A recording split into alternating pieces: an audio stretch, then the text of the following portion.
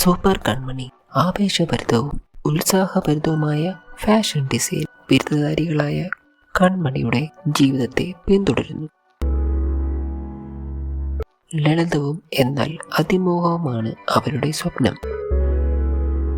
പ്രശസ്തമായ അലിഗ ഡിസൈനിൽ ജോലി നേടുക. വ്യക്തിപരവും തൊഴിൽപരവുമായ വെല്ലുവിളികൾ നേരിടുന്നുണ്ടെങ്കിലും അവരുടെ ദൃഢനിശ്ചയം ഒടുവിൽ അവരെ അവിടെ എത്തിക്കുന്നു. പക്ഷേ അതിശയിപ്പിക്കുന്ന കാര്യങ്ങളില്ല. വിധി കൺമണിയെ അലിഗ ഡിസൈൻസിന്റെ ചെയർമാനായ ക്രിഷ് സാഗറുമായി വഴിതെറ്റിക്കുന്നു. എന്നിരുന്നാലും അവരുടെ ആദ്യ കൂടിക്കാഴ്ച ആദർശത്തിൽ നിന്ന് വളരെ അകലെയാണ്.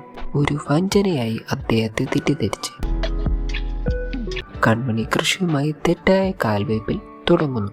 ഇത് തെറ്റിദ്ധാരണകളുടെയും അനന്തമായ പരിഹാസങ്ങളുടെയും ഒരു ശൃംഖലയ്ക്ക് തുടക്കമിടുന്നു.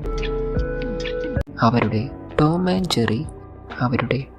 ജെറി ചലനാത്മകത പെട്ടെന്ന് ഷോയുടെ ഒരു ഹൈലൈറ്റായി മാറുന്നു.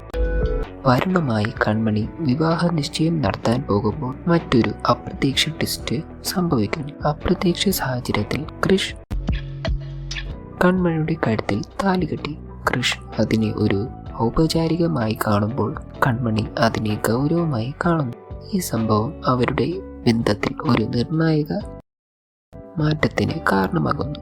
കഥ മുന്നോട്ട് പോകുമ്പോൾ കൺമണിയും ക്രിഷും തമ്മിലുള്ള സംഘർഷം പതുക്കെ യഥാർത്ഥ പ്രണയത്തിലേക്ക് വഴിമാറുന്നു.